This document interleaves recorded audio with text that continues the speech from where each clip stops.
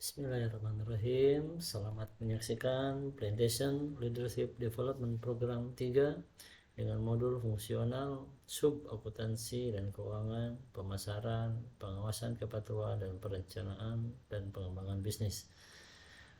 Bersama saya, mohon izin perkenalkan diri. Nama Rangga Surya, Kencana Suhaidi, tempat tanggal lahir Bandung 10 Januari 1983. PTPN 7 Angkatan 2012, saat ini bertugas di kantor direksi PTPN 7 sebagai staf subbagian pajak dan asuransi. Baik, untuk mempersingkat waktu, mari kita mulai dengan sub modul yang pertama. Pertama, kita pahami terlebih dahulu definisi akuntansi. Akuntansi ialah suatu kegiatan yang menyajikan informasi, terutama yang bersifat keuangan, mengenai suatu kesatuan ekonomi yang digunakan untuk pengambilan keputusan ekonomi. Begitu menurut American Institute of Certificate Public Accountant. Laporan keuangan itu sendiri adalah catatan informasi keuangan suatu perusahaan yang menggambarkan posisi keuangan dan kinerja perusahaan. Laporan keuangan meliputi laporan posisi keuangan atau neraca, laporan laba rugi, laporan arus kas, laporan perubahan modal atau ekuitas, dan catatan atas laporan keuangan. Berikutnya kami informasikan elemen-elemen dalam laporan keuangan, diantaranya adalah aktiva, utang, ekuitas atau modal, investasi dan distribusi kepada pemilik, laba komprehensif, pendapatan atau biaya, keuntungan atau kerugian. Kemudian kami informasikan terkait dengan konsep dasar pemasaran. Konsep inti pemasaran itu diawali dengan adanya keinginan atau kebutuhan dari konsumen atau pelanggan. Dari keinginan kebutuhan tersebut itu akan timbul produk apa yang akan memuaskan pelanggan atau memuaskan keinginannya.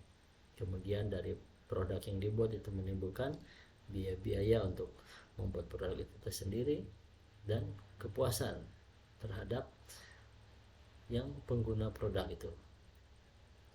Apabila terjadi kepuasan, makanya akan terjadi efeknya adalah transaksi dan relasi. Transaksi itu yang terjadi pertukaran alat ekonomi, kemudian relasi terjadinya hubungan antara penjual dan pembeli. Dan ini akan menimbulkan pasar, di mana tempat bertemunya penjual dan pembeli yang melakukan aktivitas transaksi jual beli. Kemudian ada pemasaran dan pasar. Secara umum begitulah konsep inti dari pemasaran. Selanjutnya kami juga jelaskan perkembangan pelanggan. Pelanggan, bottom line yang paling bawah itu adalah suspek, kemudian pengunjung. Dari sekian banyak pengunjung itu naik ke tahap berikutnya sebagai pembeli. Dari sekian banyak pembeli itu ada pemakai, karena tidak semua pembeli pemakai, ada yang hanya membeli saja dan di periode berikutnya tidak membeli. Kalau pemakai itu pasti akan rutin. Kemudian ada pelanggan. Perbedaan pelanggan dan pemakai, pelanggan itu akan membeli ke tempat yang sama dengan barang yang sama. Kalau pemakai tidak puas dengan tempat sebelumnya, dia akan mencari tempat yang lain untuk membeli produk atau kebutuhan yang diinginkannya. Dari pelanggan kemudian naik ke klien, dari klien kemudian ke penganjur, advokat, dan terakhir adalah mitra sebagai titik tertinggi sebagai pelanggan. Baik, selanjutnya kami informasikan terkait pengawasan dan kepatuhan. Pengawasan adalah upaya sistematis oleh manajemen bisnis untuk membandingkan kinerja dengan standar. Jadi pengawasan itu adalah upaya sistematis untuk membandingkan kinerja dengan standar yang telah ditetapkan. Kemudian kepatuhan itu tersendiri ada dua jenis, yaitu kepatuhan kepada hukum yang disebut kepatuhan instrumental dan ada kepatuhan normatif. Baik, untuk selanjutnya, budaya kepatuhan adalah upaya berkesinambungan guna memastikan kepatuhan perusahaan terhadap hukum, undang-undang, dan peraturan berlaku serta memitigasi risiko kepatuhan perusahaan. Kemudian ada pun langkah-langkah dalam pengembangan budaya kepatuhan, Ada 6 langkah dapat disaksikan oleh Bapak Ibu sekalian.